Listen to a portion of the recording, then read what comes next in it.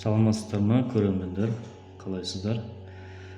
Сіздерге кариес жайлы айтқым келіп отыр. Мұны қанша түрі бар, қай тістерге істеген дұрыс, сол жайлы сіздерге айтамын. Видеоны көрмес бұрын ары қарай каналымызға тіркеліп, лайкыңызды басып, комментарий қалдырып кетіңіздер. Кариестің 3 түрі болады: беткей, терең, беткей, орташа, терең кариес болады. Алдыңғы күрек тістен клик тісқа дейін беткей кариес болса істеуге болады. Ал орташа, терең кариестер істеуге болмайды. Өйткені